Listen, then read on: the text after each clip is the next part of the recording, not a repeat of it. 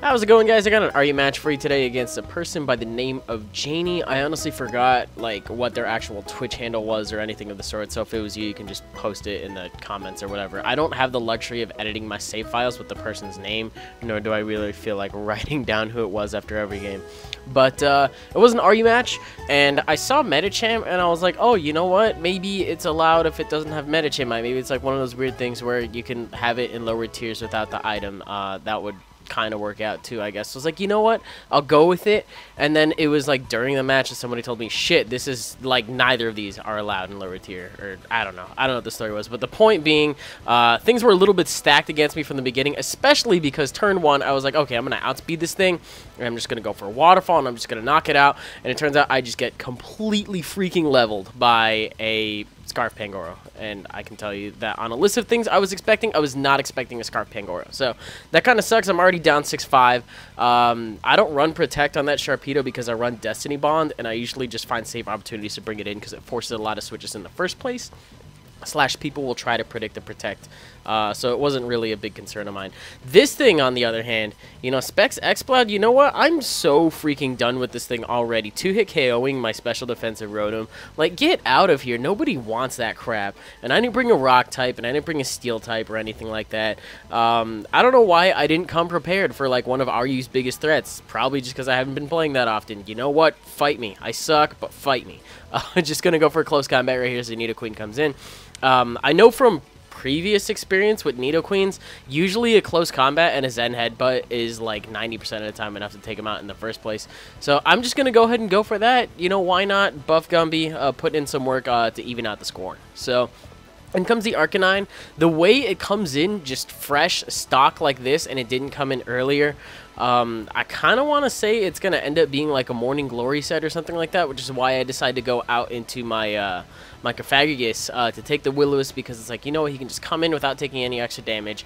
And yeah, it was a perfect safe switch. I really got that vibe that it was going to go for the WoW, which is why I decided to do that. But in turn, by every time this thing comes in, I don't know why I didn't try to predict once, even once, around this Exploud coming in on my CurrentLeaf, but every time it does, it's just a big threat. And it's like, you know what, I'm not specially invested, and it turns out I'm just gonna straight up die to it, so that's fine. I was like, okay, you know, maybe I have a decent amount of HP. No, probably not. Okay, but as long as Buff Gumbi is alive, I actually have a pretty solid check to Exploud, and I can just keep whittling away at the rest of his team. So the one layer of Toxic Spikes definitely helps as well, especially since I got those on the field after Nidoqueen died.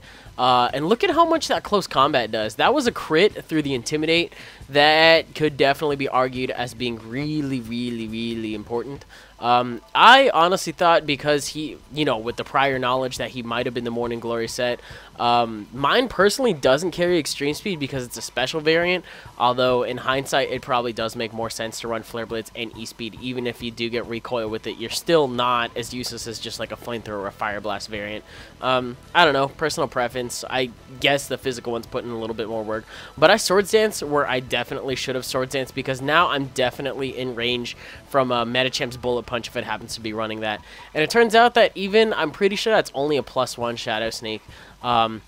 It was not enough to knock it out, but thankfully the poison is. And if it wasn't, I don't know what I would have done there. I probably would have just gone to something to take the E-Speed.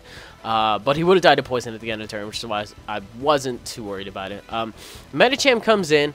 I decide, you know what, this thing is coming in because it either has Fake Out or Bullet Punch. It's going to take me out in some way, shape, or form. I need my Gallade. I desperately need my Gallade for Exploud. Otherwise, I automatically lose. So I decide to go into my Bayonet. This is my Mega. I'm pretty sure this is one of the only Megas down here in the first place. I should not be fighting this thing down here. That's probably what everybody else is thinking. But hey, you know what? I decided let's bring a Mega Bayonet, because that way it can't high jump kick. If it tries to Zen Headbutt, I can just, you know, Shadow Sneak it and hopefully take it out before then.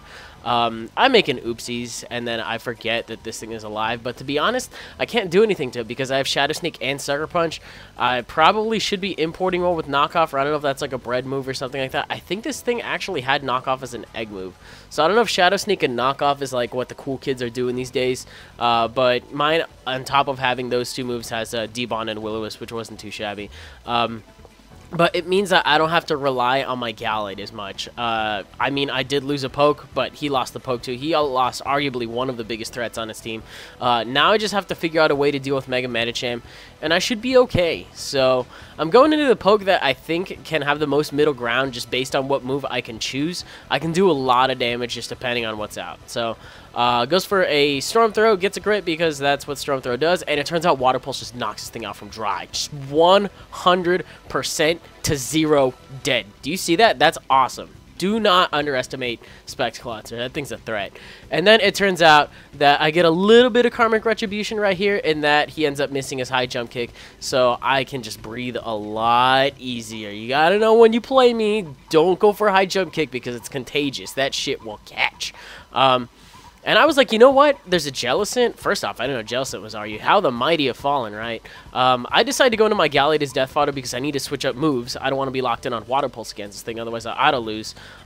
Which is why I'm really glad I saved this thing. So now it's down to my Claw Itzer versus his Jellicent. And I was like, you know what? In the other video where I just completely flattened a Jellicent with Dark Pulse, I'm going to do that shit again. I'm just going to take it out from full. And then it turns out it's actually probably a little bit special defensive. He's a little tanky on that side. He's actually able to take my Dark Pulse just fine. But fortunately, I should be able to take one more Shadow Ball and just knock him out from here. But hey, you know what? On top of shit happening, crits happen. So that's what happens. I end up losing the match because of a roll that should not have happened in the first place. But hey, that's Pokemon sometimes. And you know what? Outside of that, if I did live that hit and I don't know. If only he died from poison at the end of the turn, that would have been a tie. That would have been a pretty cool tie. But even besides the meta chip, that was still fun. The man used a Pangora. I gotta cut him some slack. So anyway, that was the game. I hope you guys enjoyed it. If you did, you can leave a like rating. It was a quick little game, by the way. You can drop a like rating, comment, subscribe, do your thing. I gotta bounce after this, but I'm glad I was actually able to upload something today. So with that in mind, I will definitely see you guys on the next one. Goodbye.